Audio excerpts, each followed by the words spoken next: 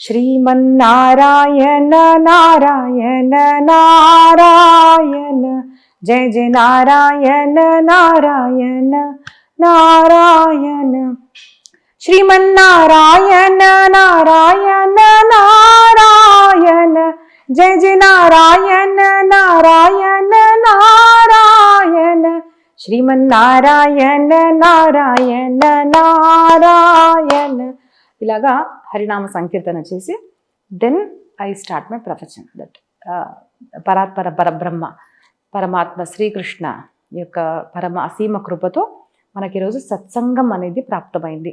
ఈ గ్రంథం చెప్తున్నాను, ఆ గ్రంథం పేరు శ్రీమద్ భాగవతం.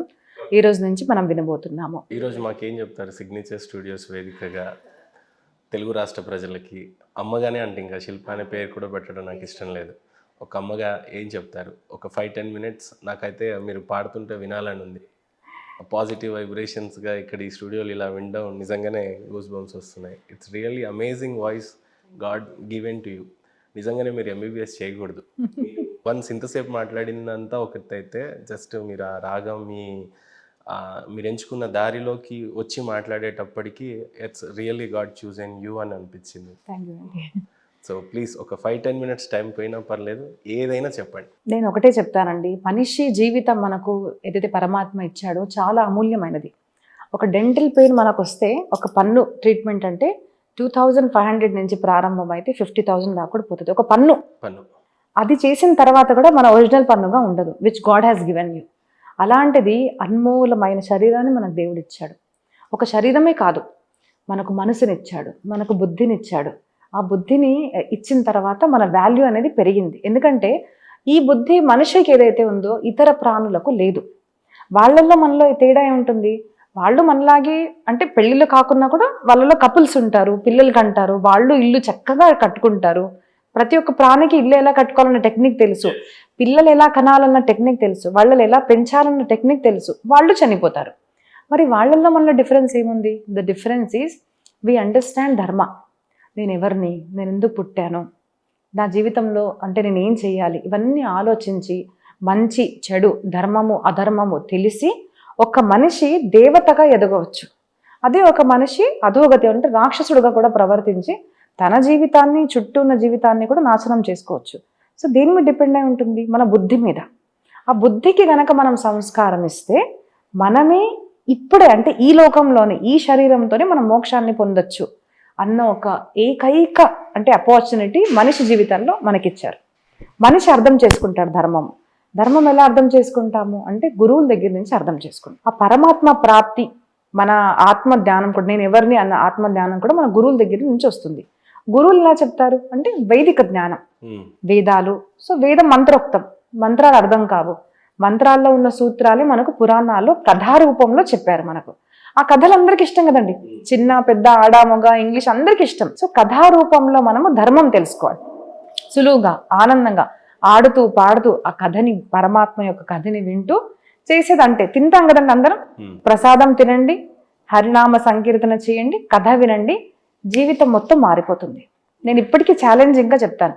అమ్మ ప్రవచనాలు అంటే 4 గంటలు ఏం వింటారు, 5 గంటలు ఏం వింటారు అంటారు, గంటన్నర వింటున్నారండి. యాక్చువల్లీ నేను అడగాల్సిన క్వశ్చన్ ఏంటంటే, మిమ్మల్ని బిజీ లైఫ్ అని అంటున్నారు అందరూ, లేకపోతే నాది బిజినెస్ ఉంది, నేను చాలా బిజీగా ఉంటాను, జాబ్ ఉంది, పొద్దున వస్తే సాయంత్రానికల్లా నా డే అంతా అయిపోతుంది. సనాతన ధర్మంలో అంతర్భాగమే ప్రవచనాలు. మన జీవితంలో బుద్ధి మారాలన్నా ఏం మారాలన్నా ప్రవచనాలు అనేవి ఖచ్చితంగా వినాలి. అసలు దీనికి ఉన్న ఇంపార్టెన్స్ ఏంటి? యంగ్స్టర్స్ ఎందుకు ప్రవచనాలు వినాలి?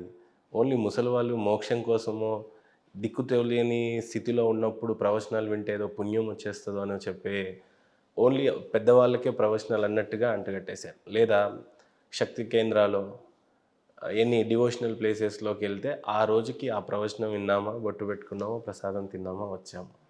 కాదు. ప్రవచనం యొక్క ఇంపార్టెంట్ మనిషి జీవితంలో ఏంటి అని అంటే ఏం చెప్తారు? దాని యొక్క ఇంపార్టెన్స్ ప్రతి ఒక్క పురాణంలో చెప్పారండి. ఒక శ్లోకం ఏంటిది అంటే శ్రీమద్ భాగవతంలో సదాసేవ్య శ్రీమద్ భాగవతీ కథ. దాంట్లో సదాసేవ్య అన్నదానికి అర్థం ఏంటిది? మనకేం చెప్తారు గురువులు అంటే, సదా అంటే గర్భకాలే సేవ్య అంటే గర్భంలో ఉన్నప్పటి నుంచి బాలులు అంటే మన గర్భావస్థ అంటే గర్భిణిగా అయినప్పుడు స్త్రీ మంచి మాటలు వినాలి. నేను చిన్నగా ఉన్నప్పుడు అంటే చాలా మంది అనేవాళ్ళు పిల్లలకి అర్థం కాదు, కడుపులో ఉన్న పిల్లలకి ఏం అర్థమవుతుంది, అర్థం కాదు అనేవాళ్ళు. Then later study came.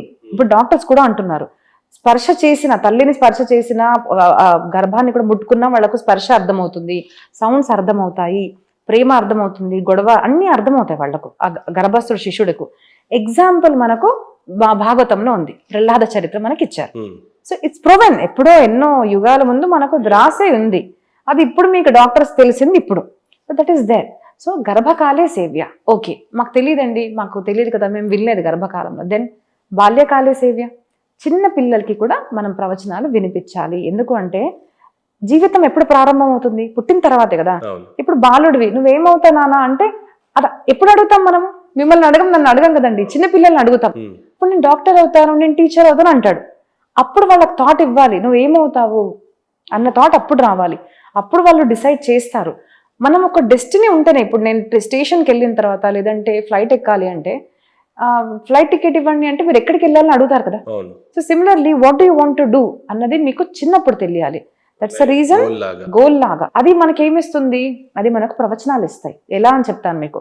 So బాల్యకాలే సేవ్య. Okay, బాల్యకాలంలో కూడా మాకు తెలియదమ్మా అంటే యువావస్థే సేవ్య, యువావస్థలో వినండి, అది కూడా తెలీదు. ప్రౌఢావస్థే సేవ్య, it's never late, no problem. మాకు అప్పుడు కూడా తెలియదమ్మా అయిపోయిందంటే నో ప్రాబ్లం. వృద్ధకాలే సేవ్య. కానీ ఎప్పుడు వినాలి.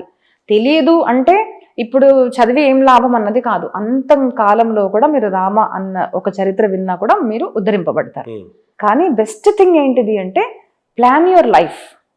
Planning is very important and that has to be done in గర్భకాలే సేవ్య. ఛత్రపతి శివాజీ మహారాజ్ చరిత్ర మీరు విన్నారు కదా. హౌ ఈజ్ మేకింగ్ ఛత్రపతి ఎలా అయింది తెలుసా? తన గర్భాన్ని ధరించే ముందు హీ వాజ్ బార్న్. ఎలా అంటారు? That's there in 3rd canto మనకు వస్తుంది శ్రీమద్ భాగవతంలో. నేను ఎలాంటి ఆత్మని నేను నా గర్భంలో ధరించాలి అన్నది తల్లిదండ్రులు ముందు నుంచి అనుకోవచ్చు. It is proven, it is proven. తల్లిదండ్రులు ఇలాంటి అనుకుంటే అలాంటి బాలుడు మీకు పుడతాడండి. అది ఆత్మ అనేది మొదట పురుషుడి యొక్క అన్నంలోకి వస్తుంది.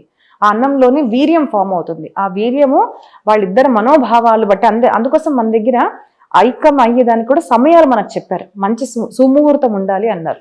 సుముహూర్తము, ఆలోచన అలా ఉంటే ఒక మంచి గర్భాన్ని మీరు స్థాపించగలిగితే ఆ క్షేత్రంలో తల్లి తన్ని పెంచుతుంది. ఎలా పెంచుతుంది? తన యొక్క ఆలోచన విధానంతో పెంచుతుంది. దట్ ఈస్ ద రీజన్ మన దగ్గర గర్భిణి అయినప్పుడు తన్ని సంతోషంగా పెట్టు, తను ఏడిపియకు, వాళ్ళకు పాటలు అవన్నీ చేసి ఫంక్షన్స్ చేస్తారు కదా. ఎందుకు చేస్తారు? దానికి కారణం షీ షుడ్ బి హ్యాపీ. వివిధ పదార్థాలు చేసి పెడతారు తనకి ఇష్టమైనవి. ఎందుకు? తన సంతోషంగా ఉండాలి. ఎందుకు? తను సంతోషంగా ఉంటే బాలుడు కూడా సంతోషంగా పుడతాడు. తనకి ఎలాంటి ఆలోచనలు వస్తే అలాంటివే తన దగ్గర చుట్టూ ఉండాలి, అలాంటి వాతావరణాన్ని ఇవ్వాలి అని మనకు చెప్తారు. సో తల్లులు డెఫినెట్ గా ప్రిపేర్ అయి ఉండాలి. మీరు ఎలా అనుకుంటే అలాంటి బాలుడిని మీరు కనగలరు. ఇట్స్ ఛాలెంజ్ అండి. మీరు చేసి చూడండి, అలాంటి పిల్లల్ని మీరు కనొచ్చు. సో అలాగా 9 మాసాలు మీరు ఏదైతే ఆలోచిస్తారో ఆ యొక్క ప్రభావము ఆ బాలుని మీద పడిన తర్వాత దెన్ శివాజీ వాజ్ బార్న్. ఆ థాట్తో శివాజీ పుట్టాడు. ఆ శివాజీని ఛత్రపతి చేసిన తర్వాత ఎలాగా పుట్టిన ముందు నుంచే నా బాలుడు ఛత్రపతి అవుతాడు. బిఫోర్ బార్న్ కూడా అలానే థింక్ చేసింది, పుట్టిన తర్వాత అలానే పెంచారు. పుట్టిన తర్వాత అలాగే పెంచారు. తండ్రి దూరం ఉన్నాడు కదండి, అప్పటికి అలా పెంచింది అనమాట. సో ఎప్పుడు షేప్ చేస్తాం మనం ఒక చెట్టుని కూడా. మీరు చూడండి, ఇప్పుడు కొత్తగా మనం గార్డెన్స్ లో వెళ్తే కూడా డిఫరెంట్ షేప్స్ లో చెట్టుకి ఇస్తారు. ఎప్పుడు ఇస్తారు? లేతగా ఉన్నప్పుడు. అది ఒక ముదురుగా అయిన తర్వాత విరిగిపోతుంది కానీ షేప్ ఇవ్వలేము. అలాగే చిన్న పిల్లల్ని కూడా నువ్వు ఇది అవ్వాలి నాన్న, నువ్వు ఒక ఛత్రపతి అవ్వాలి రాజ్యానికంటే. ఇప్పుడు 14 years పిల్లలు ఏం చేస్తున్నారండి? డ్రగ్కి అడిక్ట్ ఉన్నారు, పాన్కి అడిక్ట్ ఉన్నారు, పిచ్చి పిచ్చివన్నీ చూస్తున్నారు. ఎక్కడ లైఫ్ వెళ్తుందో వాళ్ళకి తెలియదు. 14 years అబ్బాయి గోల్ అడిగితే he cannot tell. But at the age of 14 Chhatrapati Shivaji ఆయన శివుడి దగ్గరికి వెళ్ళి హీ టుక్ ఓత్ అనమాట. 12 years అప్పుడు ఓత్, నేను సనాతన ధర్మ సామ్రాజ్యాన్ని స్థాపించాను. ఎప్పుడు గోల్ డిసైడ్ అయింది? అట్ ద ఏజ్ ఆఫ్ 12 ఆయన ఓత్ తీసుకున్నాడు. అదే మందిరంలో మళ్ళీ వెళ్ళి వాళ్ళ ఫ్రెండ్స్తో కూడా ఓత్ తీపించుకున్నాడు. 12 years లో ప్రతిజ్ఞ చేసినప్పుడు ఈ కాలంలో తల్లులు ఎలా పెంచవచ్చు ఇంత టెక్నాలజీలో వాళ్ళు? So he was shaped. ఎలా షేప్ అయ్యాడు? దానికి ఒక కారణము చిన్నప్పటి నుంచి రామాయణము మహాభారతము వినాలి. ఎవరైతే చరిత్ర వింటారో వాళ్ళు చరిత్రని మళ్ళీ క్రియేట్ చేయగలుగుతారు అంటారు కదండి. History you have to listen to history. చాలామంది అవలీలలుగా చెప్పేస్తారు, హేళన చేసి చూస్తారు. ఈరోజు జాబ్కే టైం లేదు, బిజినెస్కి టైం లేదు అనే టైంలో రామాయణం చదివేస్తే ఏమొస్తుంది, మహాభారతం చదివేస్తే ఏమొస్తుంది, కనీసం వినడానికి కూడా టైం లేదు అన్నంతగా మాట్లాడతారు. వాటి యొక్క ఇంపార్టెన్స్, మన ధర్మాన్ని మనం, మన కల్చర్ని కోల్పోతున్నాం అనే భయం కానీ, బెంగ, బాధ ఎక్కడ కూడా లేని విధంగా పిల్లలు ఇలా ఈరోజు ఉండటం అనేదే. రామాయణం అంటే ఏదో సినిమాలో హీరో అని చెప్పే పరిస్థితుల్లో ఉన్నారు. అంటే క్రిటిసైజ్ చేయట్లేదు పిల్లల్ని, బట్ తల్లులకు మాత్రం ఖచ్చితంగా ఒక అలర్ట్ అది. అంటే నీ పిల్లోడు రేపు ఏమవుతున్నాడు అని చెప్పి. సో ఏ రకంగా ఉపయోగపడతాయి నిజంగా రామాయణాన్ని, మహాభారతాన్ని ఎక్స్పీరియన్స్ చేస్తే త్రూ అవుట్ దేర్ లైఫ్లో ఎలా యూజ్ అవుతుంది అని అంటే? ఇప్పుడు మనము చాలా మంది ఏమనుకుంటారంటే ధర్మం అనేసరికి రిలీజన్ అనుకుంటున్నారండి. ఫస్ట్ చేసే తప్పు మనం ఏంటిదంటే మా పిల్లలకి రిలీజన్ చిన్నప్పటి నుంచి ఎందుకు అనుకునే చాలా పెద్ద తప్పు మన సనాతన ధర్మీయులు చేస్తున్నారు. నేను హిందువులు అనను, వీఆర్ నాట్ హిందూస్, వీఆర్ సనాతన ధర్మీయులం. మన భారతదేశం చరిత్ర ఏంటిది అంటే మనం తెలుసుకోవాలి. ఫస్ట్ చరిత్ర తెలుసుకోవాలి. మనం ఎవరము అంటే మన పూర్వీకులు మనకు తెలియాలి కదండి. సారీ కానీ మనకు మన పిల్లలకి మన తాత ముత్తాతల పేర్లు కూడా తెలియదండి, గోత్రాలు కూడా తెలియదు. బట్ వెరస్ మేక్ ఇన్ రాముడికి మొదట వెన్ హీ వాజ్ ప్రిన్స్గా ఉన్నప్పుడు విశ్వామిత్ర నువ్వు ఎవరికి పుట్టావు అంటే ఏ వంశంలో పుట్టావు, రఘు చరిత్ర, ఇవన్నీ చరిత్ర విశ్వామిత్ర మహర్షి చెప్పారు.